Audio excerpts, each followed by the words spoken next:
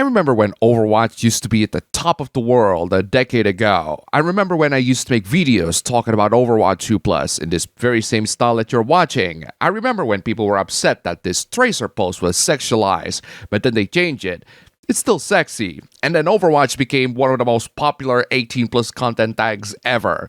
Even to this day, they are still competitive in that regard. However, in the multiplayer shooter genre, you can't be at the top of the world forever. And Overwatch has been in a tight competition between quite a lot of multiplayer shooters. I just love how Overwatch 2 flopped so hard that they had to rename it to just Overwatch again and turn it into a live service forever game.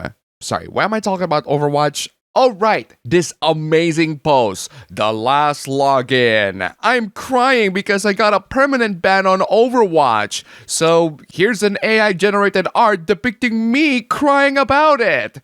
What is this garbage? I use AI to help create an image expressing how it felt to be permanently banned from Overwatch almost a year ago. Almost a year ago? Why are you talking about it now? When I posted it to the Overwatch subreddit, I got some comments making fun of me because I can't draw. Well, you still can't draw. Using AI just means you have the robot to draw it for you. But I wasn't trying to show off art skills. I just wanted to share something personal that captures what this experience has felt like.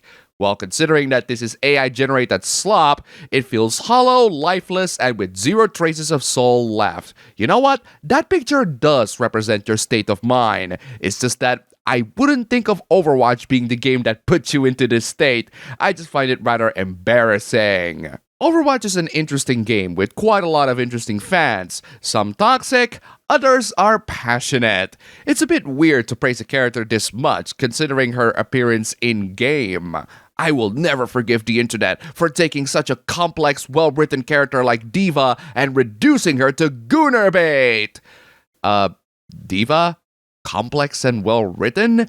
Outside of the game, she can be seen that way, but in the game, she's just another hero to play as. Most of the blame here goes to Blizzard for not providing Overwatch the game with any story mode, even though there are lots of potential for it. People on the internet cannot be blamed for not reading, watching, or consuming anything about Overwatch outside of the games. The official works at least. The 18 plus content of Overwatch is still pretty good. She's very dear to me, and she means a lot to me as a character. Well, if you are a die-hard Overwatch fan who would go out of their way to read or watch novels, shorts, or any background stories outside of the game itself, I can see why you would think that way, but I think you shouldn't blame the whole internet for not being exposed by the same things you're exposed to, even if I can sympathize with how you feel. Fate Stay Night, the visual novel, is still the best version of the Fate Stay Night story, even if the adaptations are way more popular. By the way, it's out on Steam for 2 years now, so you have no excuse for being a Fate fan and never read the media that started it all. And I'm not even a fan. Also, weird how so many people are focused on me calling her complex and not her being over-sexualized to hell and back.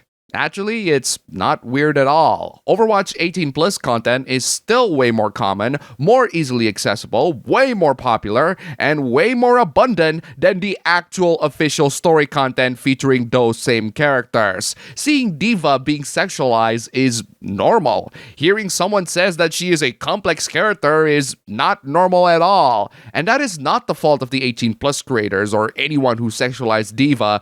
That is the fault of Blizzard for not making Overwatch storylines more prominent in the actual game itself. What I'm trying to say is that you, my friend, are barking up on the wrong tree. You should be barking at Blizzard, not the people that make 18 plus content. Speaking of barking at developers, this next hoopla also involves someone barking at developers, and for the right reasons. I get that there are games that desperately needed to get out of the PS3 jail like Infamous or Little Big Planet, but this is not one of them. Yeah, but Konami, you also forgot to bust someone out of the PS3 prison, right? Metal Gear Rising is on Steam. You can play it on PC. Thankfully, it's not the worst port out there for a Japanese game released in the mid-2010s. This game has system requirements so low, it can even run on an integrated Vega GPU. Unfortunately, I cannot buy Metal Gear Rising on Steam. I have no idea why it's not available in Indonesia, but what I do find even more shocking is that the Steam version is not available in Japan. That's right, in Japan. And for that matter, the whole freaking Asia. Why? No idea, but screw you, Konami, regardless. Oh, you mean you want Metal Gear Rising to be on a modern PlayStation consoles? Yeah, that's definitely a bit of a problem. I agree with you on that. Thankfully, the game is easy to run even on an entry-level gaming PC or laptop, so either you save up your money for an entry-level gaming PC, or just wait for Konami to actually release it on PS5, which is most likely never, but I hope I'm wrong on that. If PC ports don't exist, hopefully emulations can substitute that. I can't believe we have to go through this emulation discourse again. Emulating is not legal. Yeah, this is wrong. Emulation is absolutely legal. Getting the games themselves can be considered piracy. Scanning a document is legal, but scanning a whole book is piracy. Not everyone wants to sit on their PC and play Pokemon games. Some of us love the console or handheld experience. Hey, I hear you. That's why I install and sideload retro emulator apps on my phones and get a smartphone game controller. That or just buy one of those Android-based retro game consoles. I'm sorry that you're so pressed about $20. I think it's time to get a job instead of harassing people about wanting Pokemon Red and Green. Look, if you want to buy the latest Pokemon instead of emulating them, that's fine. That's perfectly valid. It's a lot easier buying games on the store instead of emulating them. But to the rest of you out there, give game emulation a try and see if it works out better for you. This next post about emulation is quite obnoxious. Not a single freaking human being will make me feel bad for spending $20 on both copies. Sure, if you want to buy those Pokemon games, I'm not gonna stop you. And no one is gonna stop you either. It's your money, after all. I totally get buying Fire Red and Leaf Green on Switch instead of emulating them on your phone. Emulation can be rather tricky for newcomers, so buying the games is perfectly valid, even if they're just emulated versions of the games. What I don't get is the sheer arrogance of it. I get to sit my happy ass down on my couch and play Pokemon on my flat screen, boys. Get your emulation crap out of my face. You are one obnoxious little brat, aren't you? I have Fire Red on my phone already, and I'd still buy 3 copies. Okay, you're obnoxious and vindictive, but alright then, it's your money. You're the one who chose to waste it on Game Freak's latest Pokemon ports. To anyone else around the world, if you want to buy the latest Pokemon on the Switch because you couldn't be bothered to emulate, that's perfectly fine. But at least give emulation a try before you decide that. And please don't be this obnoxious about it. Getting cheaper technology requires work and knowledge from the user part, and Linux is definitely cheap, but it's a lot of work. I might express my distaste towards Windows plenty of times, but I can assure you that it is out of my own personal feelings rather than motivated by propaganda. Get a real operating system! Well, you are technically correct in that Linux isn't a real operating system. It is the kernel. It is the foundation of many distributions. Those are the real operating systems built at the top of Linux. But it is rather nice for Fortnite to gatekeep itself away from Linux users so that they can play better games. Just downgrade to Windows 10. No, do not downgrade to Windows 10. It's way more of a hassle to downgrade to an operating system that has very little to no support from Microsoft. For those of you who don't like Windows 11, you can follow my last year's Windows 11 guide to tweak Windows 11 so that it performs better by removing all the spyware and telemetry. I might update that one in the future if I have time to make it, or you can install Linux if you have a computer that can't run Windows anymore. I'm still not buying your propaganda! Well, the world does run on Linux servers, but the consumer side is still primarily running Windows or Mac OS. That is slowly changing as Windows continue to screw up and people are looking for alternatives. Linux is not for everyone. It's certainly not for me in my main work and gaming PCs, but it is for me in my old PCs and laptops where all I do is browsing and typing. So, depending on your choices, pick your poison.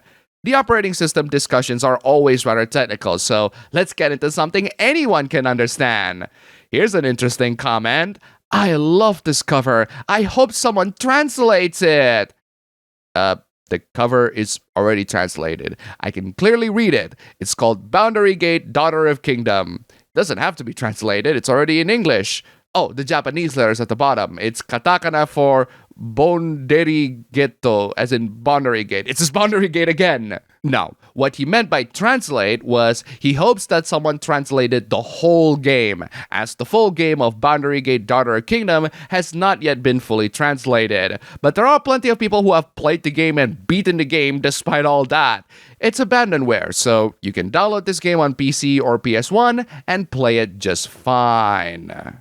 Unlike that game, our next game does get an international release. However, some people really got their priorities backwards. The censorship that Grace has in Resident Evil Requiem is so ridiculous! What censorship? The left is an image that you edit, not the original image. I don't know why people go to Resident Evil expecting fan service. My favorite Resident Evil media doesn't have a lot of fan service. Okay, except this one.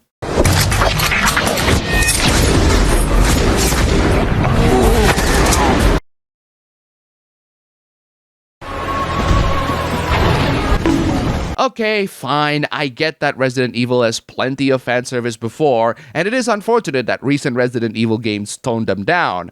But it's not a deal breaker to me. I play Resident Evil more for the action horror gameplay rather than the characters showing a little cleavage or wearing shirts that are clearly way too small for them. It's a nice bonus, but not a requirement for the series. If a little bit of sexiness really is that important for you in your Resident Evil game, there are mods that will give you full nudity, and this next game won't be any different. The DEI in this game is so heavy-handed that the edited image would be ideal one, given the character's situation at that moment.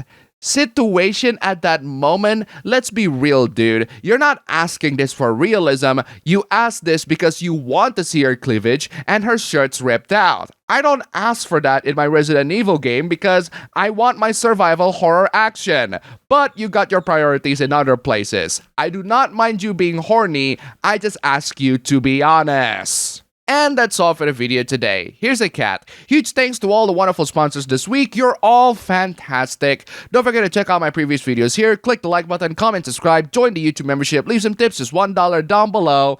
And thanks for watching.